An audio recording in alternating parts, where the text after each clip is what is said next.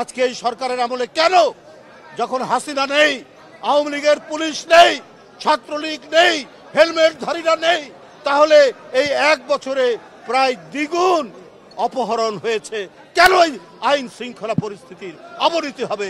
এইটা তো জনগণ জানতে চায়। আপনাদের প্রতি জনগণ এবং রাজনৈতিক দলদের আস্থা আছে। আস্থা থাকার পরেও আপনারা কেন দক্ষতার সাথে, দ্রুততার সাথে, ক্ষিপ্র গতিতে পদক্ষেপ গ্রহণ করতে পারছেন না বলেই আজকে বিভিন্ন জায়গায় দোসরদের প্রেতাত্মারা তারা নামার সুযোগ পাচ্ছে এবং বিদেশেও তারা বিভিন্ন ধরনের অপকর্ম করছে। বন্ধুরা আমার, এই ধরনের নৃশংস সরকার, তার কি আপনারা প্রত্যাবর্তন চান? তাহলে এখন থেকেই জনগণকে সাথে নিয়ে আগামী নির্বাচনে কাজ করতে হবে, যে আর যাতে যারা দেশের টাকা আত্মসাৎ করে তাদের কমপক্ষে 20 প্রজন্ম বিদেশে সুখে শান্তিতে থাকতে পারে সেই ব্যবস্থা করেছে।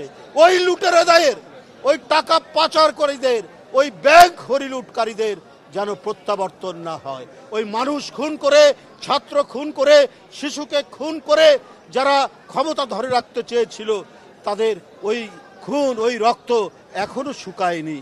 তাই আওয়ামী লীগের সাথে কোনো আঘাত নেই। আওয়ামী লীগের সাথে যারা তাকে সহযোগিতা করেছে তাদের জন্য খোলস খুলে নতুনভাবে আত্মপ্রকাশ করতে না পারে, আমাদেরকে সেই দিকটাই দেখতে হবে।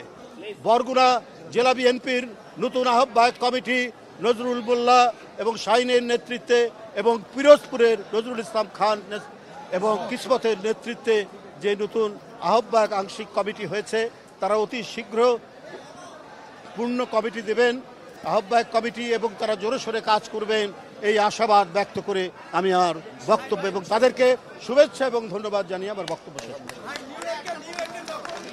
হ্যাঁ হ্যাঁ,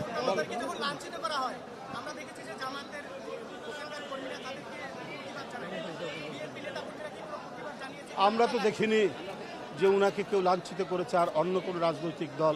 এটা একটা বানানো কথা, বিভিন্ন ইয়েতে ইউটিউবে মেক করছে। তো সুতরাং এই সমস্ত প্রশ্ন আপনি করবেন না। মির্জা ফখরুল ইসলাম আলমগীর এদেশের একজন বড় জাতীয় নেতা, তিনি প্রধান উপদেষ্টার সাথে জাতিসংঘের সভায় গিয়েছেন। এইগুলো এই সমস্ত এটা হচ্ছে বিতর্কমূলক কথা করছে, তার নামে বিভিন্ন অপপ্রচার আমরা কাল থেকে দেখছি, বিভিন্ন অপপ্রচারে লিপ্ত হয়েছে কিছু কিছু মিডিয়া। এটা সম্পূর্ণ মিথ্যা, অবৈধ, ভিত্তিহীন, মন গড়া।